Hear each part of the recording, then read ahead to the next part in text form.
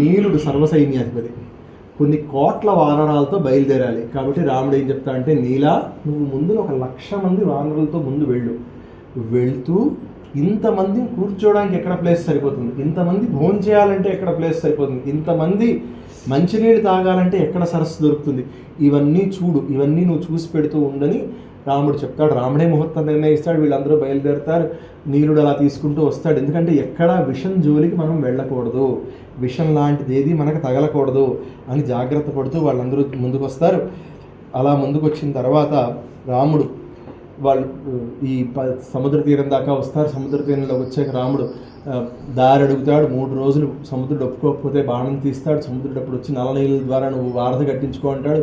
అప్పుడు ఈ బాణాన్ని ఎక్కడ వదిలిపెట్టమంటావు అంటే, నాలో బోల్డ్ అంత మాలిన్యం ఉంది, తీసేయి దాంతో అంటాడు. అంటే అప్పటి నుంచి ఇప్పటిదాకా మన వాళ్ళు ఎన్విరాన్మెంట్ గురించి చెప్తూనే ఉన్నారు. అప్పట్లో ఉన్న మాలిన్యము కాలుష్యం రాముడు తీశాడు, మనం తీసుకెళ్ళి దానిలో కాలుష్యం వేస్తున్నాం మళ్ళీ. కాబట్టి మనం రాముడు చుట్టూ ఉన్నవాళ్ళమో రావణాసుడు చుట్టూ ఉన్నవాళ్ళమో మనమే తెలుసుకోవాలి. సరే, అక్కడి నుంచి ముందుకు వెళ్ళారు. వారధి కట్టడం పూర్తయింది. రావణాసుడు ఏం ఆలోచిస్తున్నాడు, రాముడు రాడు, ఇది రావణాసుడు లెక్క. మొదటి నుంచి రాలేడు, వచ్చినా ఇక్కడ ఈ సముద్రం దాటి ఆ సేన రాదనుకున్నాడు. వచ్చేసింది అయ్యా ఏం చేయాలి, ఇద్దరు వీళ్ళని పంపించాడు, స్పైస్ని పంపించాడు.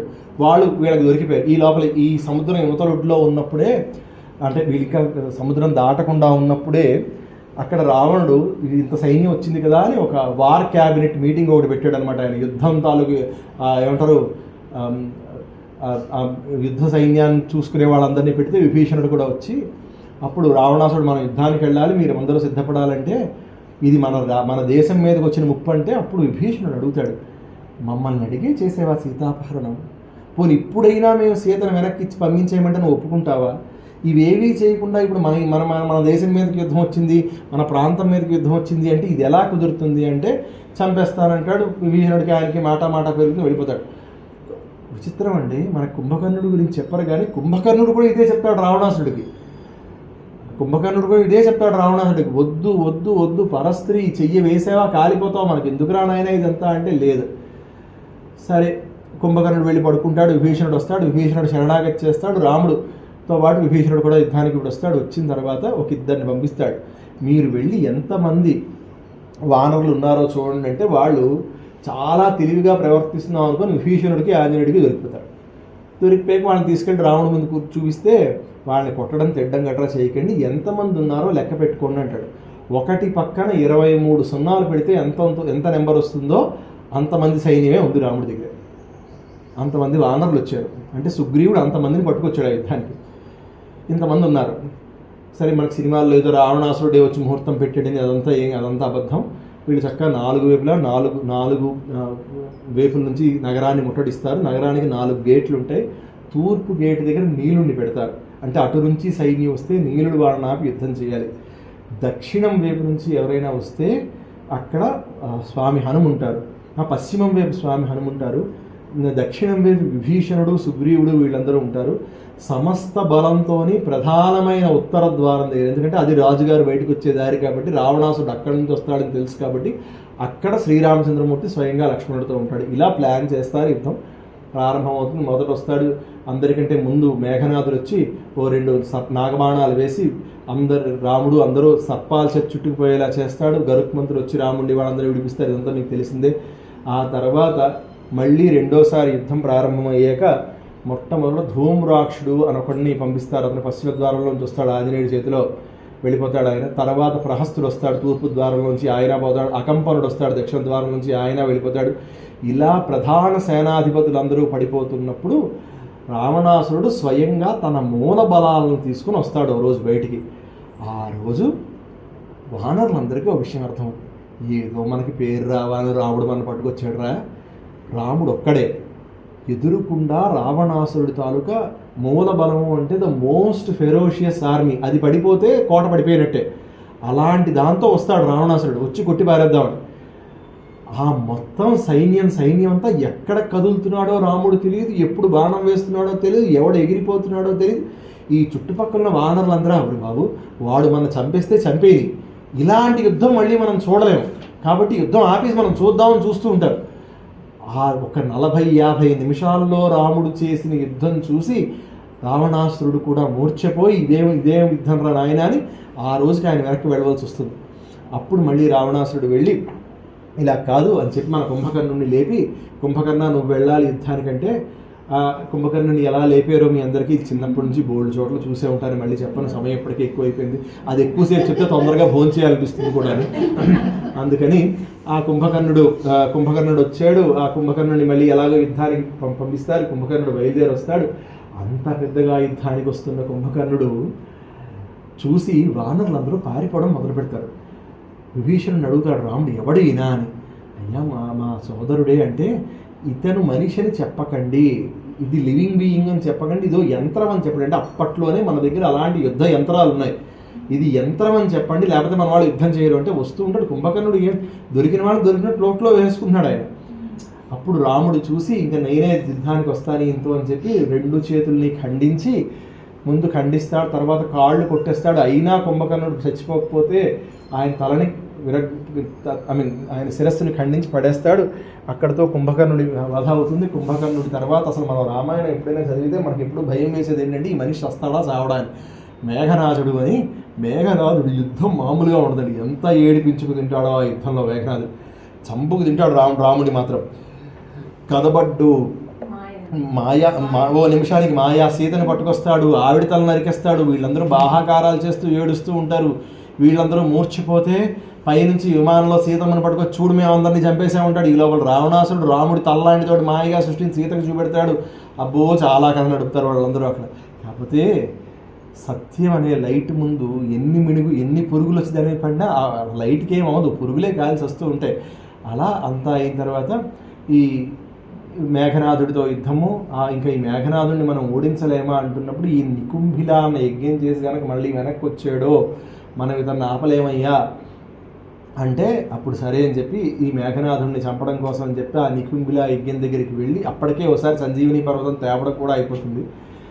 ఈ మేఘనాథుడి నికుంభిల యజ్ఞం దగ్గరికి వెళ్ళి అతన్ని ఆ యజ్ఞాన్ని పాడు చేసి అతన్ని ఓడించి, అప్పుడు ఏ బాణానికి ఆయన చవావకపోతే అప్పుడు నా రాముడు పౌరుషవంతుడైతే, నా రాముడు ఎప్పుడూ యుద్ధంలో ఒక్క అడుగు కూడా వెనక్కి వెయ్యని వాడైతే శరైణం జహిరావణిం, ఈ బాణం వెళ్ళి అతన్ని చంపుగాక అని రాముడితో మంత్రాన్ని పెట్టి వేస్తాడు లక్ష్మణుడు. ఆ బాణంకి అంటే ఇందాక చెప్పాను కదా, 14,000 మంది రాక్షసులతో ఒక్క 2 అడుగులు రాముడు వెనక్కి వేసేయండి అందరూ తిడుతున్నారని ఆ మాటని పెట్టి అడ్డు పెట్టి ఐంద్రాస్త్రము అనే దాన్ని మంత్రించి ఆ లక్ష్మణస్వామి వదులుతాడు. అది అసలు ఘోరమైన యుద్ధం, చాలా తక్కువ చెప్పుకున్నాం మనం. కానీ ఆ తర్వాత మళ్ళీ యుద్ధం ప్రారంభమవుతుంది. ఈసారి రావణాసురుడే స్వయంగా వస్తాడు.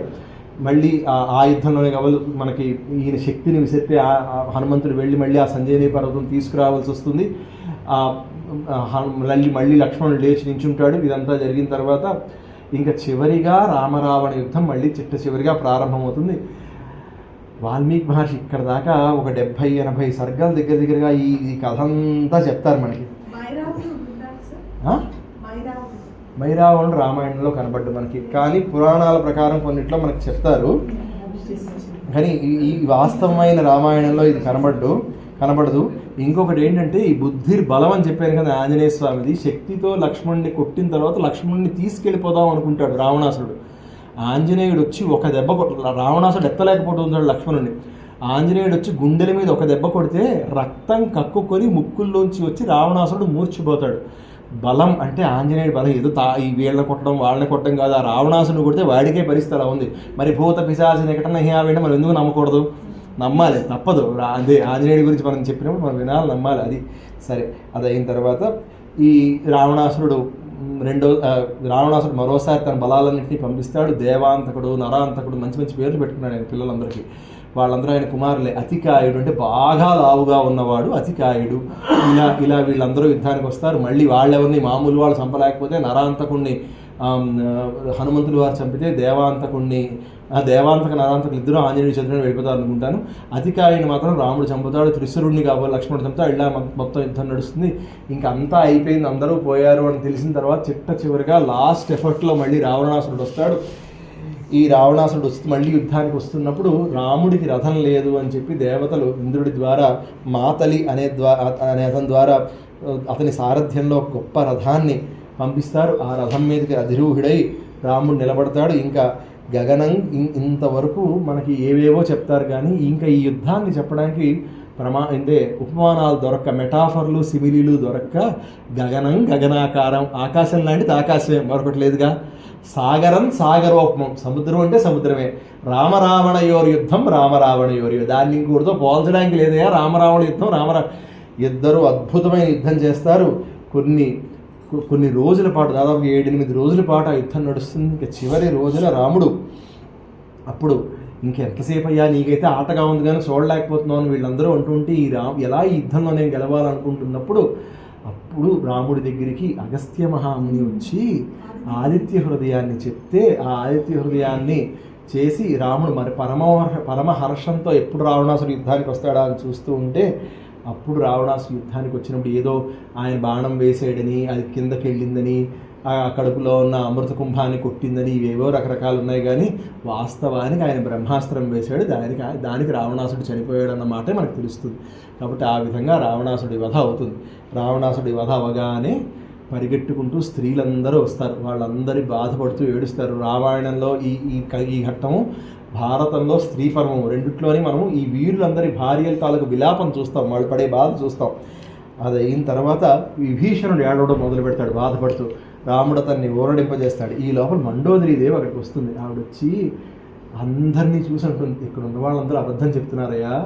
ఓ రావణ, రాముడు నేను చంపాడా? లేదు, నిన్ను నువ్వు వంట చేసుకొని సిద్ధంగా పెట్టుకున్నావు, రాముడు వచ్చి భోంచేశాడు అంతే అని చెప్తుంది. వంటంతా నువ్వే చేసావు, పాపమంతా నువ్వే చేసావు, రాముడు వచ్చి ఆ ముద్ద నోట్లో వేసుకున్నాడు అంతే, రాముడు కాదు, నిన్ను నువ్వే చంపుకున్నావు అంటుంది ఆవిడ. అది అయిన తర్వాత అక్కడి నుంచి అతని అందరి భార్యలు వస్తారు, అతనందరూ బాధపడుతూ ఉంటారు. ఇదంతా విభీషణుడికి రాజ్యాభిషేకం కూడా చేస్తారు. విభీషణుడి రాజ్యాభిషేకం అయ్యాక అందరూ ఇవాళ రోజున రాముణ్ణి ఏదైతే అంటున్నారో ఆ ఘట్టానికి మనం వస్తాం. రాముణ్ణి తిట్టే వాళ్ళందరికీ ఫేవరెట్ ఘట్టం ఇది. ఏంటంటే, సీతమ్మని ఎలా తీసుకురమ్మంటావు రామా అని వచ్చి విభీషణుడు అడుగుతాడు. ఆయన రాజు అయిపోయాడు కదా. అంటే అప్పుడు ఈ లోపల ఆంజనేయ స్వామి వెళ్తాడు. వెళ్ళి సీతమ్మ దగ్గరికి వెళ్ళి, అమ్మ వీళ్ళందరూ ఈ చెండోదరి గుర్తుందా, ఇందాక చెప్పాను, ఆవిడ గుండెని నేను తినేస్తా, నేను కాలు తింటా, నేను చెయ్యి తింటా అన్న బ్యాచ్ అందరూ ఉన్నారు కదా, అందరూ మర్చిపోయినా కూర్చున్నాయనే ఆయన మర్చిపోడు. ఆయన వెళ్ళి సీతమ్మ దగ్గరికి వెళ్ళి, అమ్మ నేను తేడిపించారు కదా, ఒక్కరిని బతకలే మనం, రావణాసురుడే పోయాడు, ఇప్పుడు వీళ్ళని ఎందుకు వదలడం అంటే, లేదు నాయన, అప్పుడు వాళ్ళ రాజు ఆదేశాలు వాళ్ళు పాలించారు, నేను వాళ్ళందరికీ అభయం ఇస్తున్నాను, నేను వాళ్ళని అన్నివ్వను, నువ్వేం అనడానికి వీల్లేదని సీతమ్మ చెప్తుంది. విభీషణుడు వస్తాడు. విభీషణుడు వచ్చి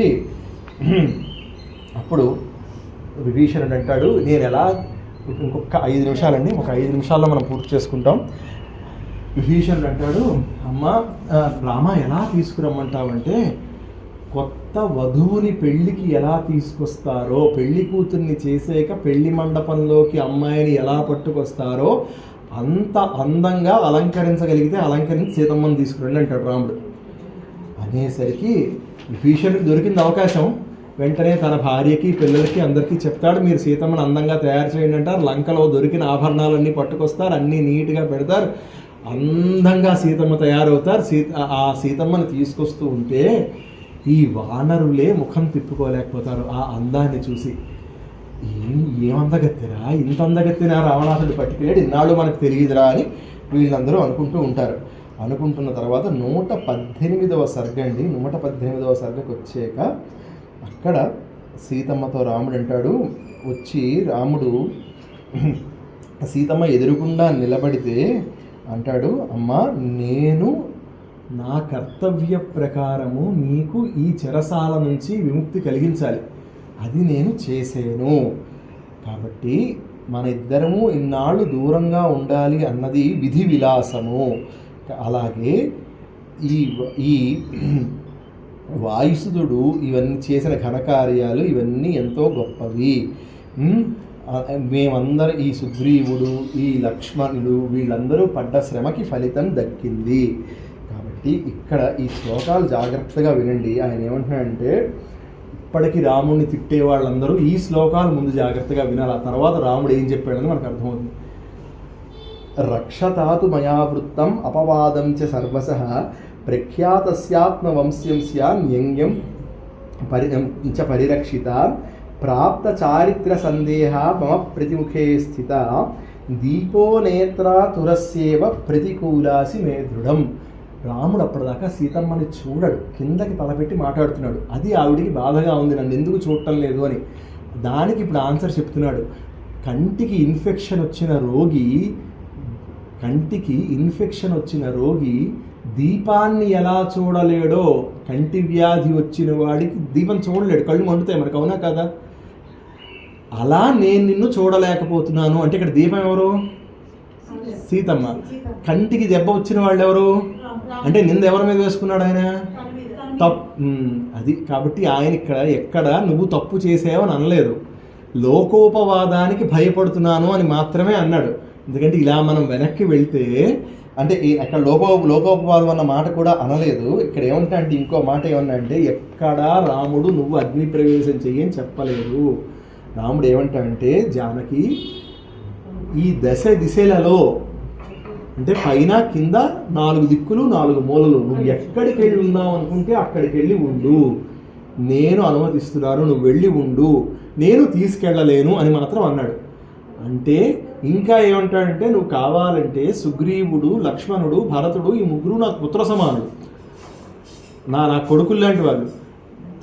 ఎప్పుడైనా భారత ధర్మశాస్త్ర ప్రకారము భర్తకి విపరీతమైన వైరాగ్యం వచ్చేస్తే ఇంకా తను ఇక్కడ ఉండలేను, నేను సన్యాసం తీసేసుకుంటాను, సన్యాసంలో కలిసిపోతాను అనుకున్నప్పుడు కొడుకు పెద్దవాడే వరకు వెయిట్ చేయాలి. ఆ కొడుకు తల్లి అంటే తన భార్యను చూస్తాడు అన్నంత వరకు వెయిట్ చేయాలి.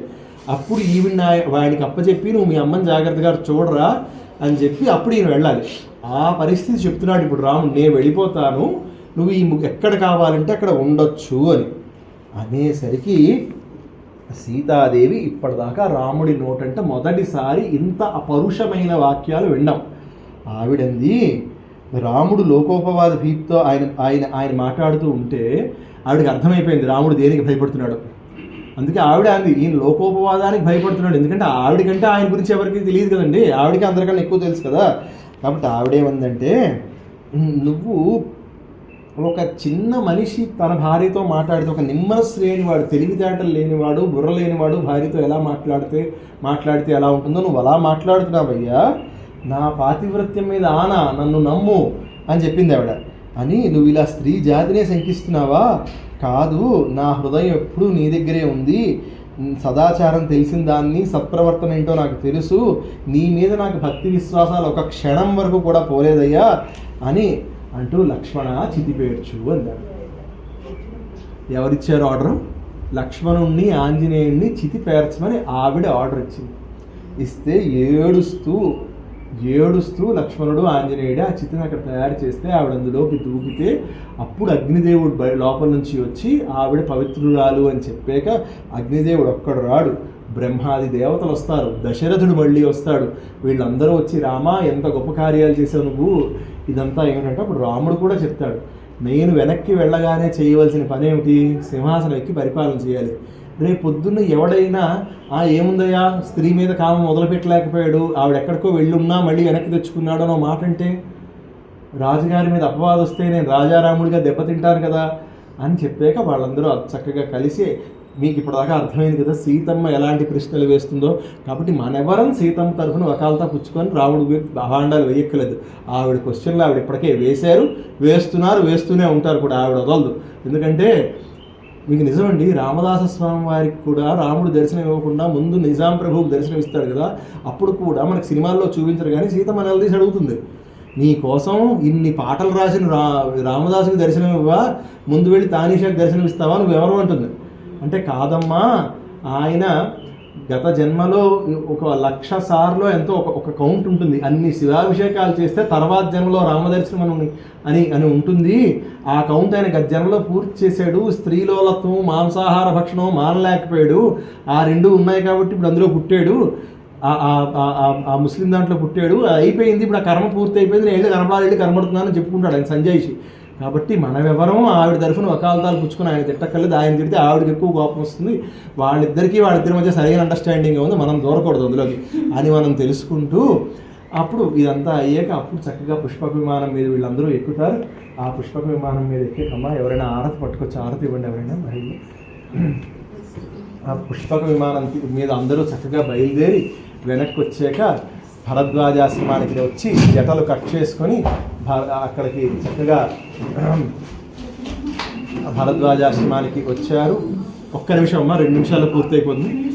ఒక్క నిమిషం.